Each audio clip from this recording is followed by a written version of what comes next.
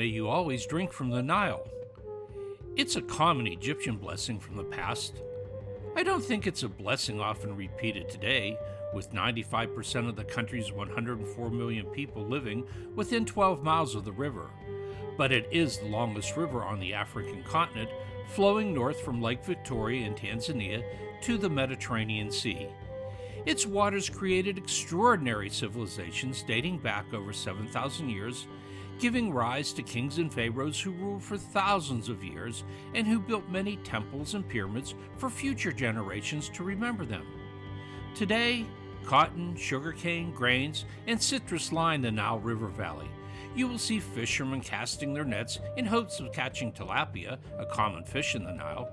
But tourism drives much of the economy, with over 350 riverboats cruising the 130 miles between Luxor and the first cataract at Aswan. Each port of call has limited dock space, causing many boats to raft up 5 deep. Another interesting fact about the Nile is there are very few navigation aids. In fact, the only time we saw any was leading into the locks at Esna. So you better hope your captain knows the Nile and can read the river. Ours on the Viking Antares has over 60 years on the river, and that was a good thing. So long as the Nile River flows, so does life in Egypt.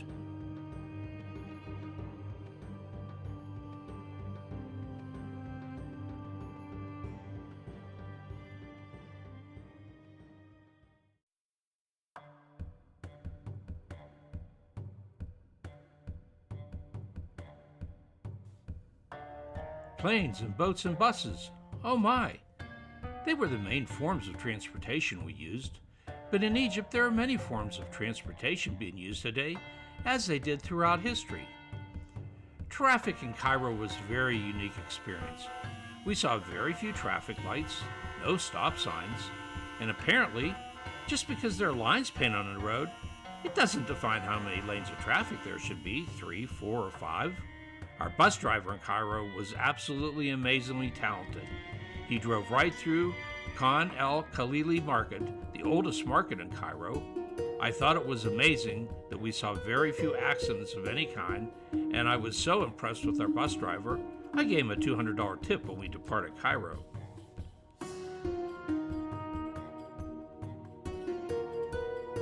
A short boat ride across the Nile at 4 a.m. was the start of our hot air balloon ride over the Valley of Kings and Queens.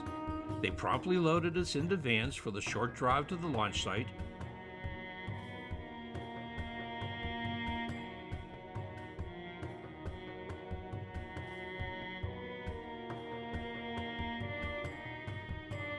When we departed the vans, we were greeted to the roar of propane burners filling the balloons. Each basket carried a maximum of 32 guests, a pilot and a co-pilot, and they packed us into the gondolas like we were a herd of cattle headed to the slaughterhouse.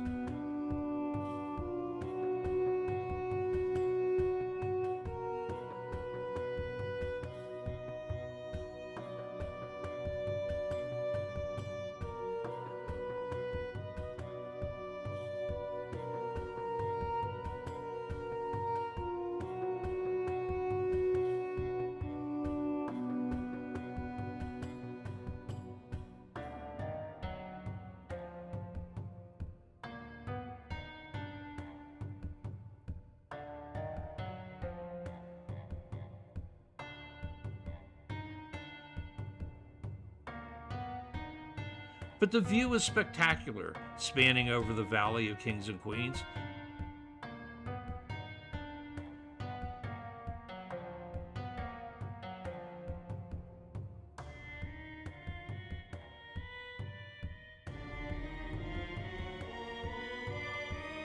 As we were nearing our landing site, Tom, a new travel friend of ours, threw 3 $1 bills out of the gondola to 3 boys riding on a moped. The boys literally jumped off the moped while it was still moving to chase after the bills floating in the air. And apparently, word spread quickly before we landed because other boys on donkeys came trotting at a fast pace to our landing site looking for more.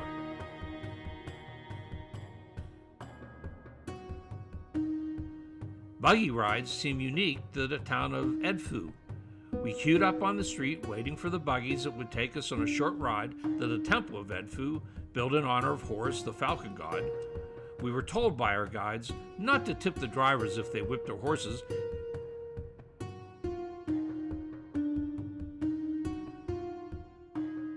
Oops, a wheel fell off. But no problem.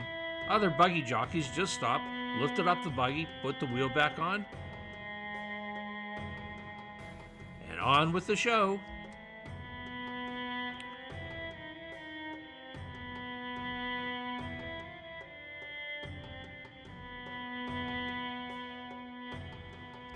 The Felucia captains are amazing sailors, and that's coming from an experienced sailor myself.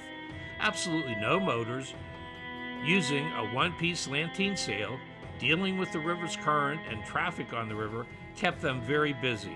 Our sail in the Nile was refreshingly cool after coming off the hot streets of Aswan.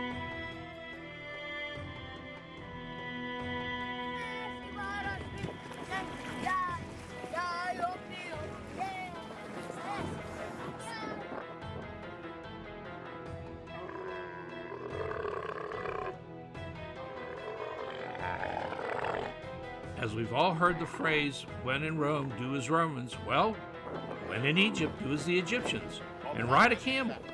Though getting on and off them is quite a challenge, they sure do like to grunt a lot in the process. The ride was a little awkward, with holding the camera in one hand, and in my other hand the horn of the saddle, being jousted around at the same time. We can now check that mode of transportation off our list as been there, done that.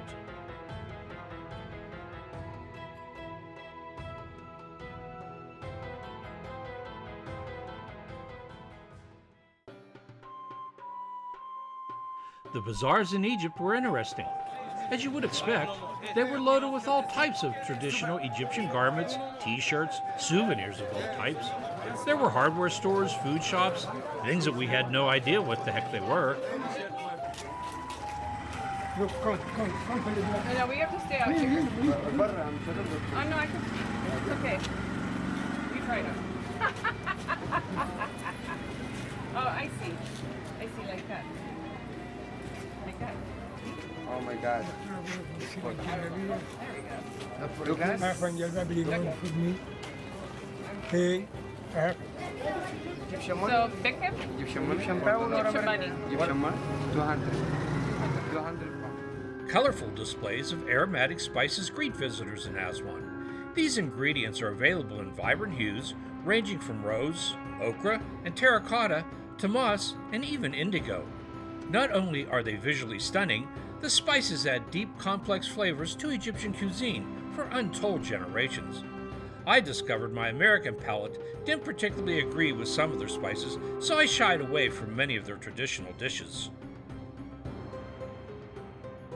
Of course, each town had a friendly tailor, an ironer for their galabeya,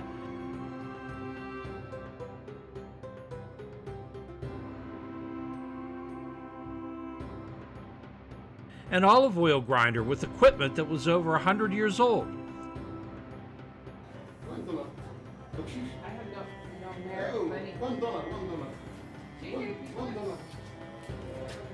We visited a carpet weaving school that demonstrated several types of weaving and showed the exquisite art talent that goes into making Egyptian carpets. These hook rugs were absolutely beautiful, and now we have one gracing our own home.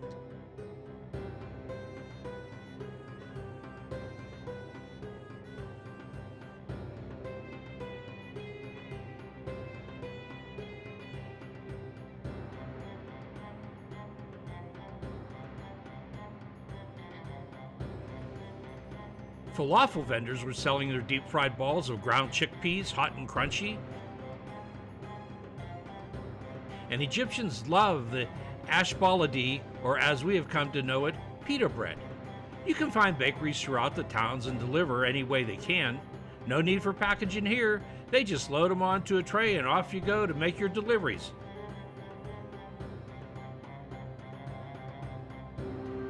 Even if they do fall off.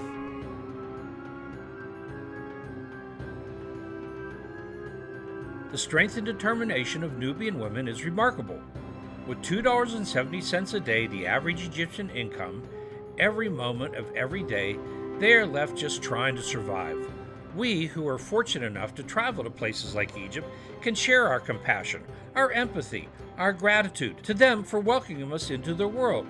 Buy their trinkets, their handmade souvenirs. They are ridiculously inexpensive, many times $1 or less. All they are trying to do is survive in today's world. Welcome aboard. The Viking MS Ataris, a classic river ship, was our floating oasis on the Nile. She is a spacious, state-of-the-art vessel with a refined, understated ambience. The staterooms were roomy, well-appointed, with large opening windows that offered a wonderful view and cool fresh air.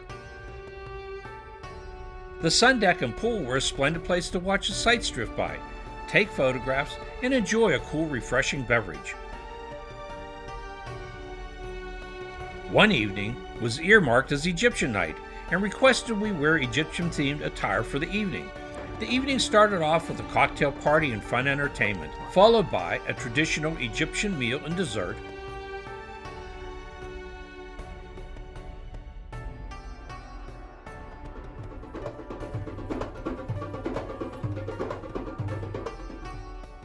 We had a blast, and it appeared that everyone else did too.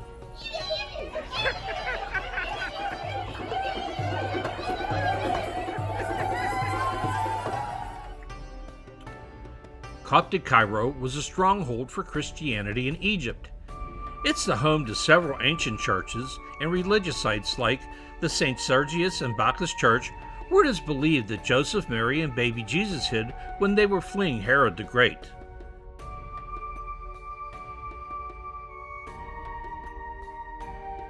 St. George's Church was built on the northern tower of the Roman Babylon fortress.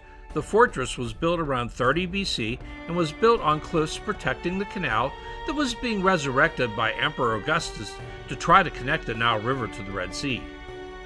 Pharaoh Senuseret III attempted to build the original canal around 1850 BC, or so they think. The Hanging Church was built on the southern gate of the Babylon fortress, thus making it suspended, and hence the name.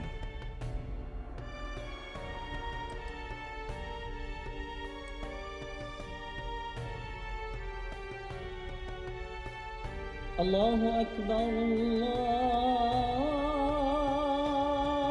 Allahu Akbar, Allahu Akbar,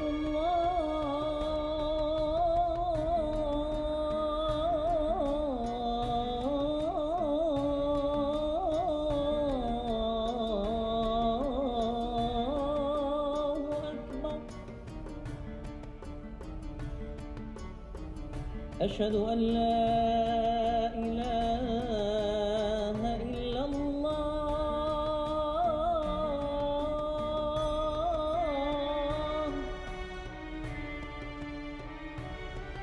أشهد أن لا إله إلا الله. The temples and tombs were nothing short of magnificent. Everything you expected and more since we first saw pyramids as a child. I mean, how amazing is it to walk into a temple, a pyramid that was built thousands of years ago? Kind of mind-boggling to think that you are actually walking the same path as pharaohs did during their reign. I think that's pretty cool. I don't know, maybe you do too. Karnak, the largest temple ever built, was dedicated to 3 deities: Amun, king of the gods; Mut, wife of Amun and mother goddess of Egypt; and Munt, god of war, which makes sense since this was the southernmost border of the Old Kingdom. The temple was started by Senuseret I, but many other pharaohs added to it over its 1300-year period. Ram head sphinxes line the entrance to Karnak. The ram was sacred to the god Amun and is shown protecting the pharaoh between their legs. The great hypostyle hall, with 134 columns, is covered with inscriptions, attesting to the richness and vitality of Egyptian life. We saw several columns in the process of being restored. As we exited the eastern entrance to Karnak, where 2 obelisks once stood, we viewed the bas-relief remaining on the outside wall. The Temple of Amun-Ra was started around 2035 BC by Pharaoh Akhenaten when he moved the capital from Memphis in the Delta 440 miles upriver so he could better control his kingdom of Upper and Lower Egypt. The room of the divine birth with bas-relief depicts his birth from Amun and the queen. Ramses the Great ruled for 66 years at the height of Egyptian power, building several of the largest monuments in Egypt and adding onto the temple built by Akhenaten.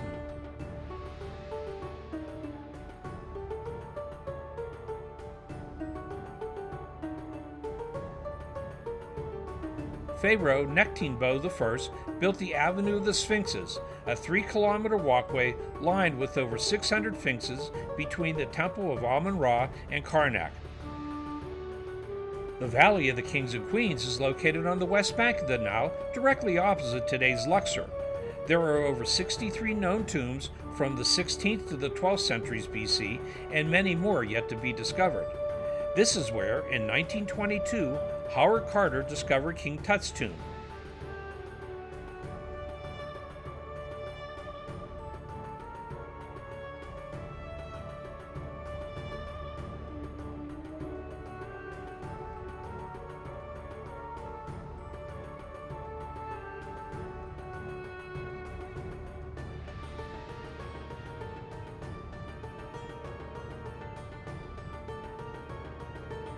Nefertari, the first and most beloved of Ramses the Great's 8 queens, is one of the best preserved tombs in the valley and is limited to only 150 guests per day. They only allow you in the tomb for 10 minutes and no videography allowed, to my disappointment, but it was some of the best preserved relief paintings that we saw in all of Egypt. UNESCO World Heritage Sites blanket the Nile River Valley. Among them, there are over 118 different pyramids dating back to around 2630 BC. Today, you can go into several of these pyramids through narrow, short, and somewhat steep corridors to the burial chambers, but don't try to climb on them. It's illegal, and you can face up to 3 years in an Egyptian prison, and I don't think that's how you want to extend your vacation.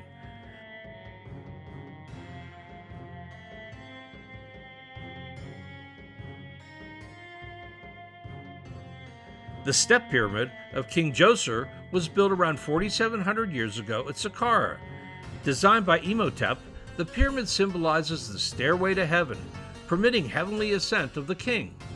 Djoser's complex is considered one of the largest and most complete monuments in all of Egypt. The necropolis in Giza is home to the Great Pyramid built for Khufu and protected by the Sphinx. You can go inside the burial tomb there, but the lines are rather lengthy, and you can only get into the Sphinx by a special permit. The pyramid that crowns each of the Egyptian pyramids symbolizes where Ra perches on top of the pyramid. It is considered sacred and represents the king's connection to their god. The time we spent in Egypt was nothing short of amazing. To see in person the structures that mankind built thousands of years ago is pretty remarkable. We were glad for the opportunity, the hospitality shown towards us, and the knowledge we gained.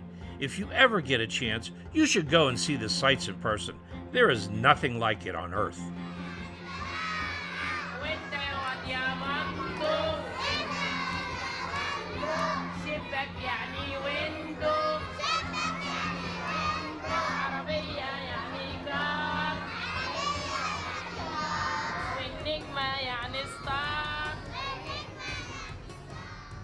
When we booked our trip to Egypt, we knew this was a once-in-a-lifetime trip. Well before we left Tucson, I started listening to the History of Egypt podcast, which has 176 episodes as of today. I watched the programs on National Geographic Channel, I researched on the internet, I read travel books, I was looking for anything that had to do with ancient Egypt. I wanted to make sure I knew as much about Egypt as I could before arriving in Cairo. It was a bit overwhelming, to say the least. So the video you just watched, I can assure you it is 100% accurate. Or in the words of our amazing guide, Hanan El-Deeb, who has a PhD in Egyptology, is a working archaeologist and who has done digs in the valleys of the kings and queens. Nobody really knows for sure,